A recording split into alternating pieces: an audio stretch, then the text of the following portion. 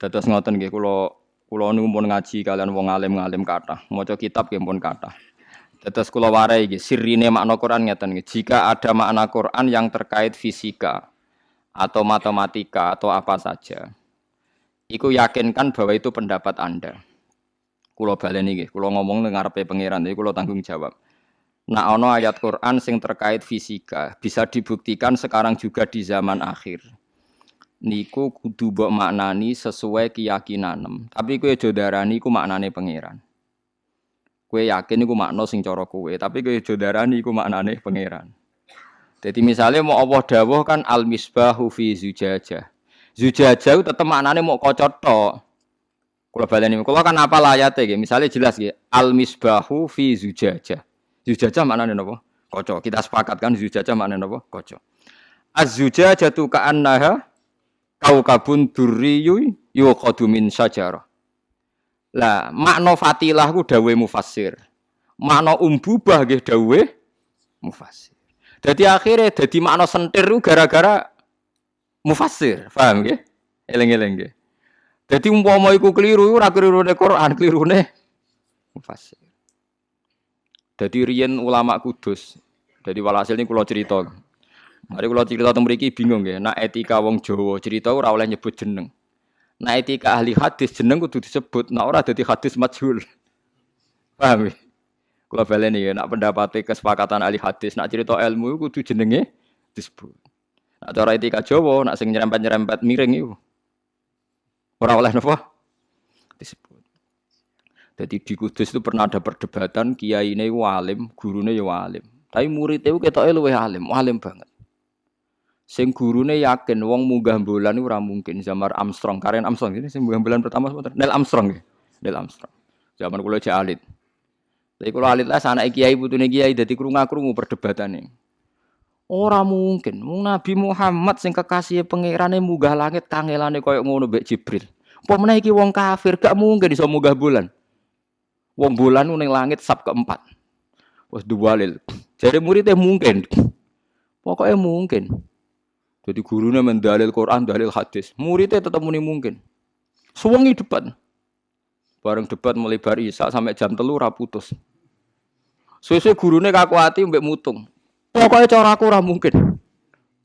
Nggih pun Mbah nek cara jenengan gak mungkin. Alhamdulillah ampun putus nih. Lu kok nanya aku. Lagi tapi kisah nyata.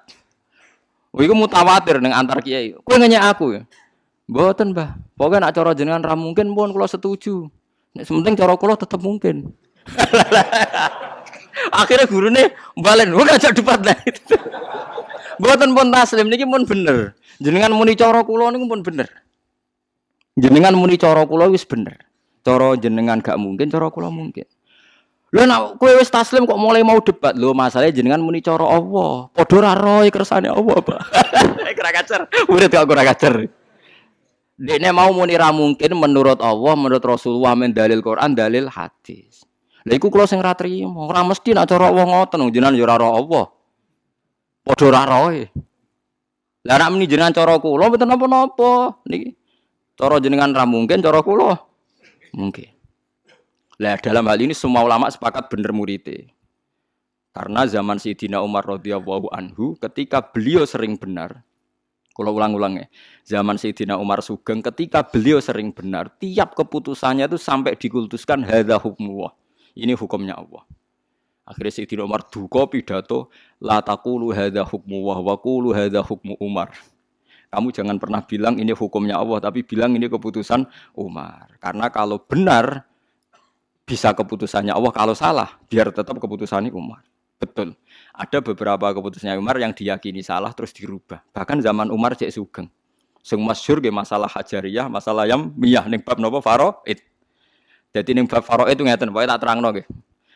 Tak terangno gambarane. Ning bab faraid itu lucu, pokoke nak sakik, dulur sakik iku asobah, paham nggih. Tapi nak dulur li awaladil malah furud min dawil furud. Suatu saat ana masalah dulur li untuk warisan sakit berhubung asobah. Malah untuk warisan. Akhirnya si orang tadi nyoal, ya Umar, halla abuna kana hajaron mulkon fil yammi. Atuk bapakku anggap ae mati watu sing dibuak ning segara. Dadi bapakku ora ono gunane. Terus Umar jangen-angen, iya ya ono bener e. Mergo nak akhun sakik, iku berarti yo tetep duwe akhun lium. Nak akhun lium ora mesti akhun sakik. Saiki bapake dibuak wae. Nak bapake dibuak berarti mau dihitung lium. Walhasil Umar Syekh Sugeng pun menangi. Oh iya, sodakta kata Umar, sodakta. Intinya gini ya, apapun hebatnya ulama, Anda jangan pernah bilang itu hukumnya Allah. Dalam hal ijtihad loh ya, dalam hal apa? Ijtihad. Karena bisa salah. Mulane muridnya mau muni. Lah itu zaman Nabi Sugeng ketika Sa'd bin Ubadah jadi pemimpin nggih ngoten. Jika Anda perjanjian sama orang kafir, maka kamu jangan pakai nama Allah. Pakailah atas nama kamu. Karena jika perjanjian ini dilanggar lebih ringan karena hanya atas nama kamu. Tapi kalau atas nama Allah, kalau dilanggar itu berat. Sehingga mulai ketika Nabi ngendikan itu jadi mentalnya Sayyidina Umar sampai jadi mentalnya sakniki. Semua ulama niku kalau masalah ijtihad jangan pernah bilang itu hadza hukmuwah karena nanti ngatasnamakan apa? Tuhan. Tapi muni ini keputusan saya. Ya kadang ketok salah. Iku lho sing nyata nggih min alakin Solo gadah trauma tenan. Khalaqal napa Iqra bismi rabbikal ladzi khalaqal insana min alaq. Kulo gadah pengalaman ketika jadi tim tafsir ini nyata pengalaman saya. Pak Quraisy Shihab itu min alakin itu ditafsiri zigot. Zigot itu semacam jenis pokoknya wong Arab itu mbacane kholaya. Jadi mani, sperma itu ada sekian ribu zigot. Nah itu yang berhasil naik ke dinding rahim itu dianggap zigot sing sukses. Terus ini nanti janin. Jadi embriologi yang jadi apa? Janin. Yang enggak berhasil naik di dinding rahim nanti hilang. Nah, hasil zigot ini naik, terus ada yang menempel. Lah menempel bahasa Arabnya aliko ya'liku alakon. Nah, sehingga orang-orang dokter modern di Al-Azhar, di Syria, di mana-mana maknane alakin zigot sing menempel. Kiai kuno kadung maknani segumpal darah. Wah iku nak ning Mesir Al-Azhar diguyu, segumpal darah kluron. Dadi guyonan segumpal darah itu dadi apa? Karena menurut teori medis dalam proses embriologi itu tidak pernah melewati segumpal apa? Darah. Mulai sperma itu enggak pernah ngalami segumpal darah untuk jadi apa? Janin. Makanya kalau sampean baca terjemah saya di UI itu alak itu ya tak maknani sesuatu yang menempel. Mergo ape maknani segumpal darah wis kadung kula nanti diskusi sama pakar-pakar tafsir seluruh dunia ra trimo Indonesia. Lah zaman Said Ramdan Al-Buti Sugeng niku murid-muridnya kula surati kan kata sing kanca kula takon-nakokno zaman Said Ramdan Al-Buti Sugeng. Ya beliau akhirnya cerita, saya pernah tanya dokter muslim yang soleh. Apa betul dalam proses janin itu ada segumpal darah? Mereka tertawa-tawa. Yang ada itu kholaya itu tadi semacam zigot sing nempel. Enggak ada proses segumpal apa darah. Nah, sehingga kalau Anda maknani min alakin itu segumpal darah itu makna Anda. Anda jangan nyalahkan Quran. Maksudnya kalau Anda itu paham ya? Quran hanya bilang alak segumpal darah itu. Sampeyan sing maknani kan paham ya? Karena secara bahasa ya mungkin loh. Aliko ya aliku alakon. Pokoknya sesuatu sing nopo nempel kados teng alfiah wa ulqatun hasilatun kan ulqah sesuatu sing nempel. Kula ki nate dibantah ki, berarti jenengan tentang Quran. Wong ning Quran jelas Gus manusa digawe saka segumpal darah. Aku hafal Quran ra ono kata segumpal darah wis omong ngono. Sing ono khalaqal insana min alaq. Endi Quran segumpal darah endi gak itu. Lah itu kadang klirune kita sing nentang makna segumpal darah darane nentang Quran, padahal ono ning Quran lafaz segumpal darah.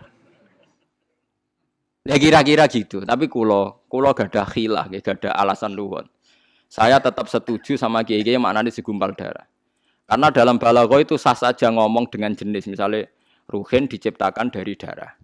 Ruhin diciptakan dari tanah. Artinya jenis yang ada pada ruhin itu darah atau jenis yang ada pada ruhin itu ada unsur tanah. Tapi kowe aja tau di keyakinan nak manusa digawe lewat proses segumpal apa? Karena kita tahu kan awalnya sperma terus dari sekian ribu zigot yang bisa naik ke dinding rahim yang jadi napa janin. Nah itu contohnya kayak gitu. Mulane murid ini kita anggap pinter tenan. Bareng jam 3 wis kesel. Pokoke cara aku ora mungkin pun Mbah niki pun clear niki pun clear. Sing penting jenengan apa muni qala Allahu taala niku. Akhire Karena masalahnya mau dibantah ternyata perkara ini sidik-sidik dalil qala Allah taala. Paham ya? Terus niki penting kula aturaken. Dadi aja geman kedarani wong nentang Quran. Jarang nak wong Islam. Nak nentang maknane Quran mungkin mergo subjektivitas mufassir. Nggih subjektivitas to mufassir.